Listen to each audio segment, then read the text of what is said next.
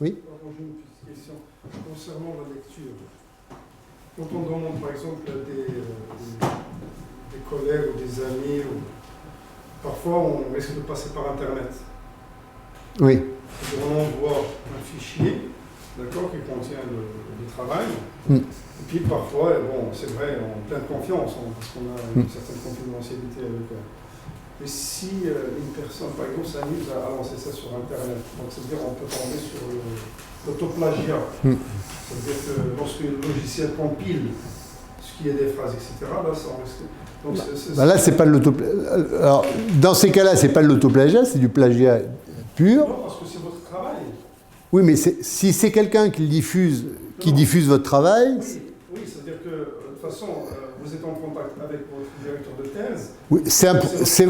Oui, mais c'est véritablement un problème de confiance avec, en général, sauf cas exceptionnel, il n'y a pas de problème avec les directeurs de thèse. En tout cas, au BSI, je ne pense pas qu'il y ait de soucis, etc. Donc non, je ne parle pas, je ne mets pas en cause les directeurs de thèse, non. C'est-à-dire que vous êtes en contact avec votre directeur de thèse. Oui. Donc, il connaît votre sujet. Oui. Donc, même s'il va le retrouver sur Internet, il sait que vous êtes le premier à travailler sur ce sujet, vos articles, etc.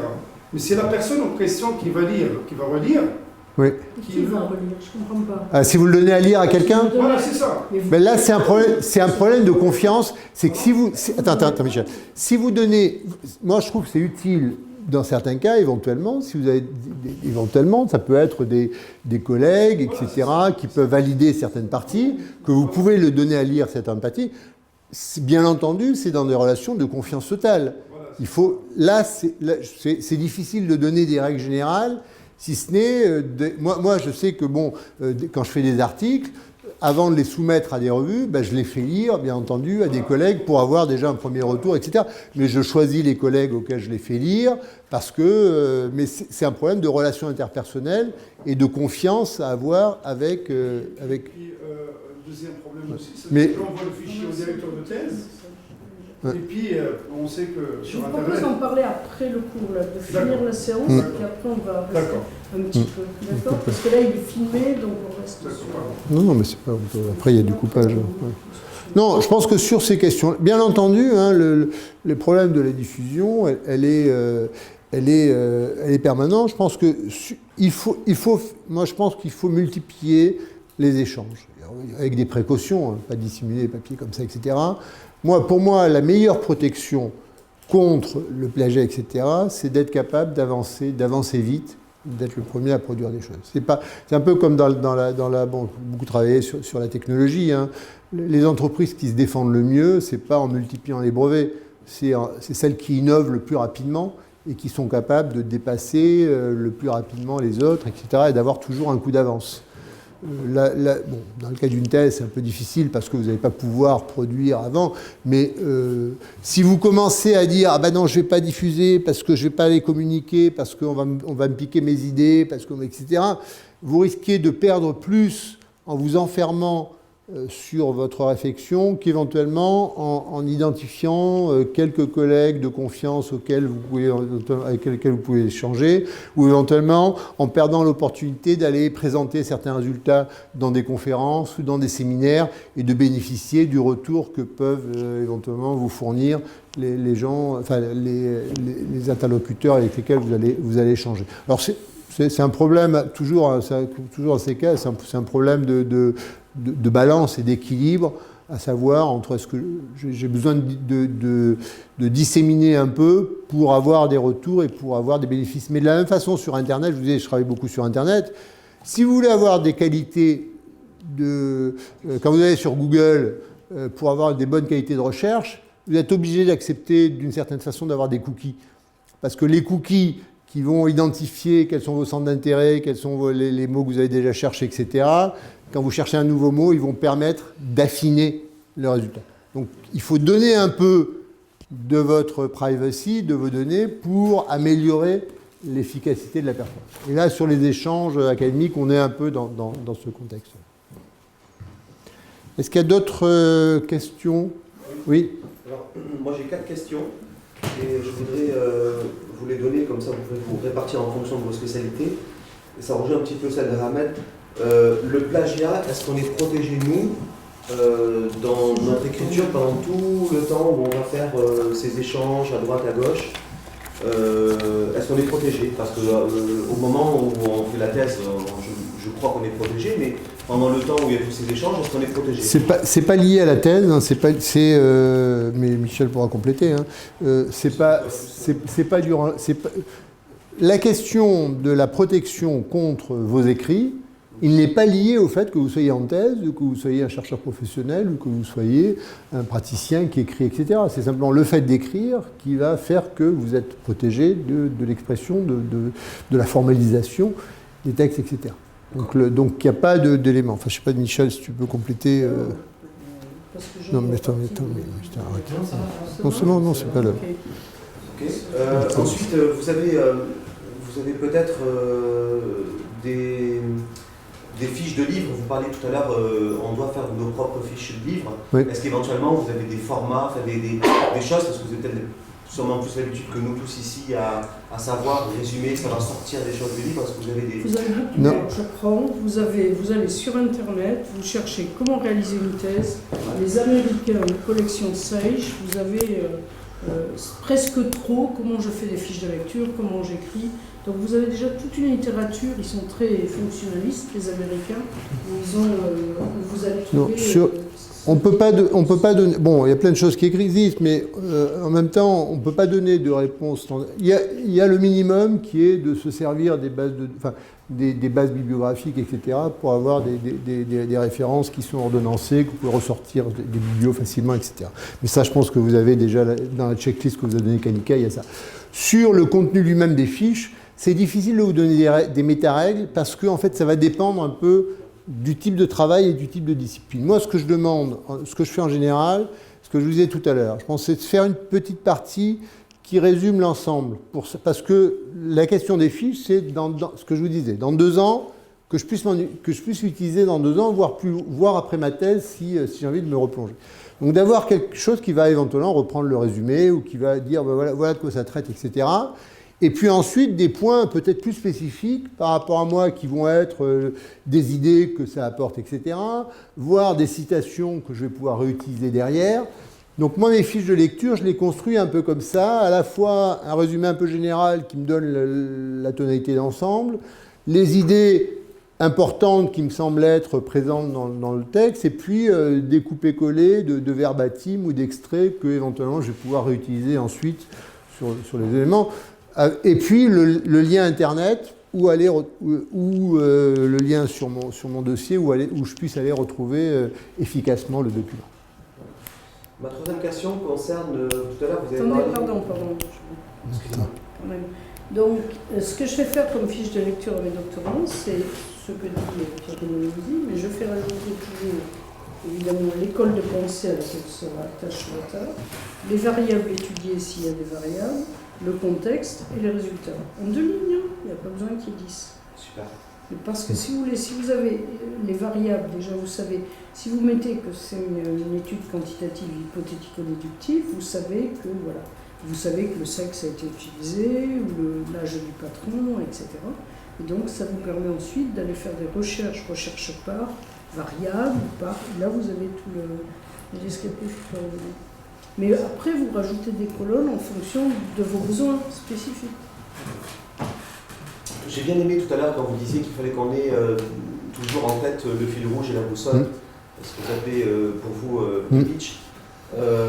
Est-ce que vous avez éventuellement, grâce à vos expériences de professeur et de encadrer des doctorants, des planning types? Par exemple, nous on sait faire des business plans, et là, est-ce que par exemple vous savez nous dire, voilà, ce que l'on vous conseille, c'est voilà, pendant 3 mois, c'est plutôt faire ceci, les 6 prochains mois c'est ça, après commencer à faire ceci, et ça sur 3 ans.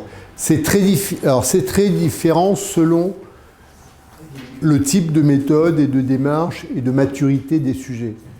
Moi, globalement, je peux dire, la dernière année, en général, c'est une année d'écriture. C'est-à-dire parce que l'écriture est très longue, d'écriture et d'élaboration. La première année, c'est plutôt une année d'exploration. Alors, exploration, ça peut être la partie recherche exploratoire, les premières lectures. Mais les lectures sont... Il y a une partie lecture à faire au début, pour pouvoir déjà se donner quelques cadres, quelques notions. Mais une deuxième partie de lecture est à faire en deuxième année, voire en troisième. En deuxième année, notamment pour, une fois qu'on a fait émerger des questions, des sujets, qu'on a raffiné le sujet, on a besoin de cadres, de notions et de concepts plus précis à travailler sur l'analyse et sur l'interprétation. Donc il y a une deuxième étape de lecture qui va se dérouler pendant la deuxième année pour aider au raffinement de cette élaboration et puis éventuellement en dernière année s'il y a vraiment besoin ponctuellement de compléter. Mais après, au-delà de ces remarques très générales, ça dépend si c'est des sujets émergents, si vous avez déjà le matériau, si c'est peut-être déductif, très empirique, etc. C'est difficile. Alors pour moi, si je coupe en trois, fin de la première année, je considère qu'il faut avoir fini les 3 quarts de leur littérature et fait sa phase exploratoire. Si on est en méthode hypothético-déductive, ça veut dire déjà la recherche exploratoire pour pouvoir, parce que ça va être assez long, créer un modèle, créer un questionnaire, l'année d'après le faire passer, l'année d'après l'analyser. Si je suis en modèle inductif, recherche exploratoire, ça va vouloir dire interroger des grands experts, comme par exemple Jean va interroger des CIO, etc. Mais de telle manière de se dire qu'à la fin de la première année, votre modèle est structuré. Votre modèle, comme je vous ai fait, le modèle que vous avez là, le tableau, est structuré. Après, la deuxième année, qu'on soit en qualitatif ou en quantitatif, c'est quand même l'année de réalisation de la recherche. Là, on est au charbon. Là, on est vraiment dans le charbon. Donc, on va enrichir ces variables si on est quantitatif, on va enrichir ça, les revues littérature, si on est en modèle inductif. La troisième année, définitivement, ça ne peut être que l'analyse et la rédaction. La rédaction est un gros morceau. C'est un métier en soi, la rédaction. Il y en a qui ont eu la chance de déjà écrire des livres, mais d'autres qui n'ont jamais écrit un livre. Donc, et en plus, c'est un format à part. Donc, si je dois simplifier sur les 3 années, c'est ça il faut se dire, il faut que j'ai fini Si à la fin de la deuxième année, vous n'avez pas fini le recueil des données, ça va être dur. Il vaudra mieux prendre 6 mois sabbatiques pour faire la thèse. Ça va être dur. Voilà. Et sinon, en travaillant régulièrement tous les jours, il n'y a pas de souci. Et ma dernière question, justement, ça rejoint ce que vous disiez par rapport à la thèse. Nous, enfin, en tout cas dans le monde de l'entreprise, je disais tout à l'heure, quand on partait déjeuner, on a besoin d'aller au fait, on doit comprendre l'efficacité assez rapidement, comme vous lisez en diagonale.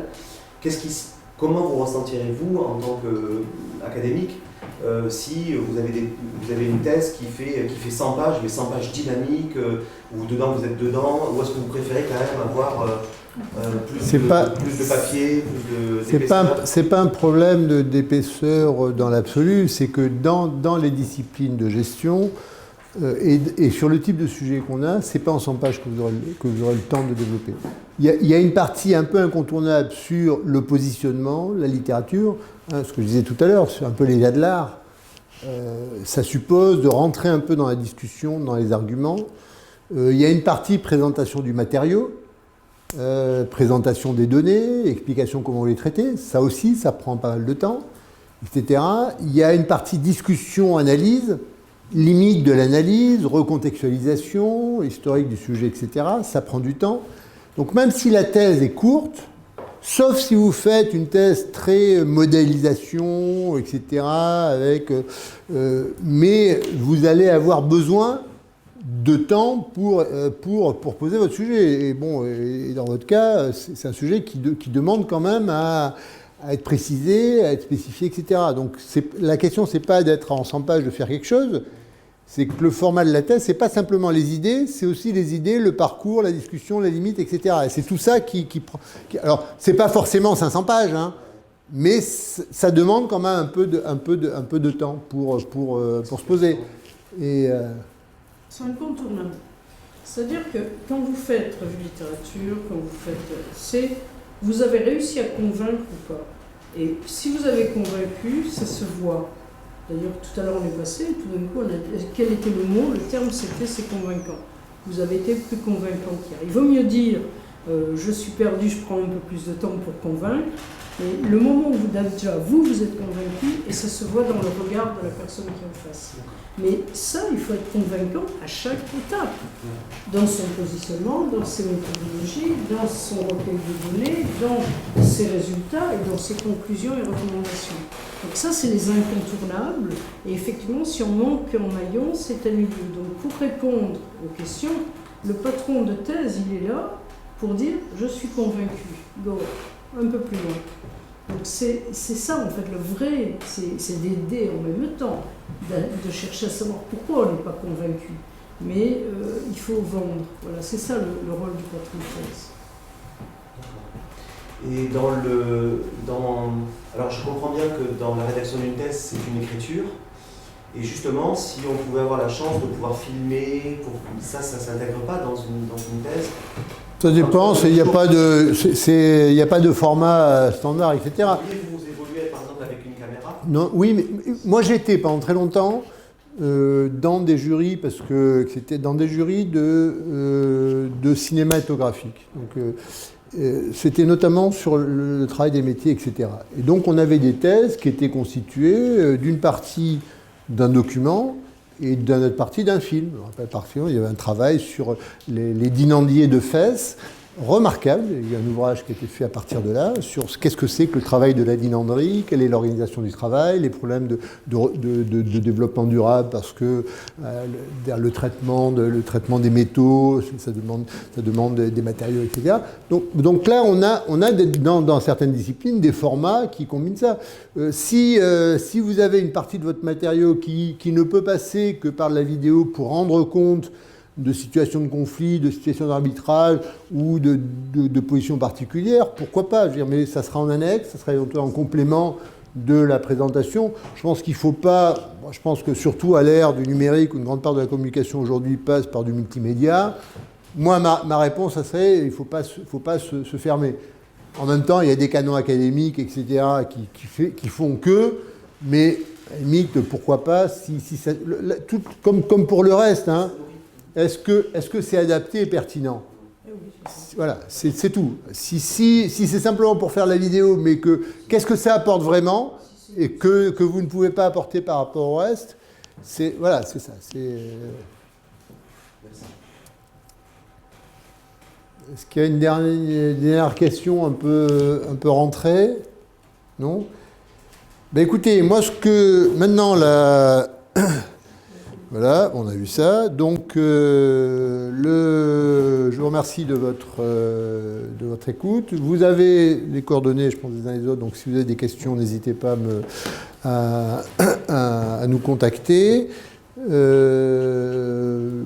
des demandes d'approfondissement, ou éventuellement des lectures. J'ai eu certaines questions. Vous me les redonnez pour qu'éventuellement je puisse, à tête reposée, vous donner les références pour ceux que j'en ai évoqués. Puis en tout cas, merci de votre écoute. Et c'est comme toujours, mais dans ces séminaires BSI, je trouve que c'est très intéressant, je le disais en aparté, par rapport à des formations initiales. Je trouve que c'est bien, on n'a pas la même qualité d'écoute et de retour et de discussion avec des professionnels, hein, parce que vous avez de l'expérience, etc. Alors c'est un peu différent sur la partie académique, mais c'est plus intéressant parce qu'on rentre vraiment dans des discussions sur les sujets. Donc c'était en tout cas un plaisir pour moi.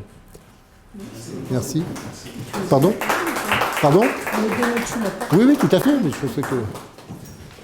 Je vous ai eu hier, j'ai déjà envoyé mon reporting à Michel Delca en lui disant que j'avais trouvé qu'il a déjà répondu d'ailleurs, que j'avais trouvé une belle progression. N'hésitez pas, puisque c'est une idée qu'il a, à vous repasser les films tout au long de ces 3 années qui sont viennent. Comme je disais, comme a dit Taïeb Afsi, qui est un ami du Canada, nous ne sommes que des facteurs, c'est ce que je disais à midi, qui jetons des lettres au vent en espérant qu'un jour quelqu'un va les ouvrir, les ramasser, les ouvrir et les lire. Et on n'est absolument pas certain de quel moment vous allez prendre la lettre, parce qu'on vous a donné quand même beaucoup d'informations. À quel moment vous aurez besoin de la lettre, vous allez vous dire tiens, j'ai vu cette lettre, je l'ouvre et je la lis. Donc l'avantage d'avoir les films, c'est essentiellement cela. Donc comme vous l'avez vu, nous avons l'habitude de travailler ensemble avec Pierre-Jean Maniosi, parce que nous avons à peu près quand même la même approche créative. Le doctorat, c'est un parcours initiatique personnel. Donc pour vous répondre, c'est un peu comme un chemin de Compostelle où on connaît les repères, on peut vous les donner. Tout le monde demandait, je vous les donne. Je vous dis, voilà ce qu'il faut avoir fait à la fin de l'année 1, de l'année 2, de l'année 3. On peut vous dire tous ces éléments-là. Mais le parcours que vous allez faire, vous, c'est votre chemin. C'est vous avec vous-même.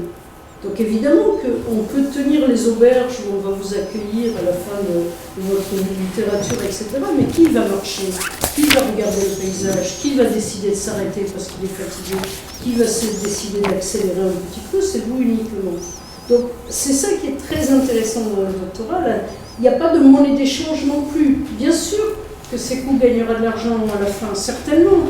Mais la monnaie d'échange pendant le doctorat, et là je vous réponds, et pendant toute une carrière académique aussi, la seule monnaie d'échange, c'est le courage. C'est le courage de se lever le matin pour écrire 2 heures tous les jours, même quand on est fatigué. C'est le courage de recevoir en pleine figure un avis négatif et de se relever et de dire ok, demain ça ira mieux. C'est le courage de se dire j'ai trop de données, comment je ne vais jamais m'en sortir. Donc c'est la seule monnaie d'échange en fin de compte.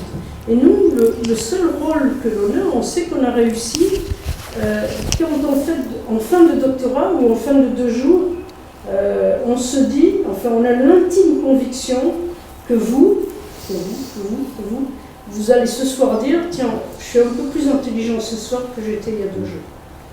Eh bien, je peux vous dire que moi, c'est vrai dans l'autre sens, et c'est vrai qu'en vous ayant rencontré, je me sens un petit peu plus intelligente ce soir que j'étais il y a 2 jours, et je vous remercie.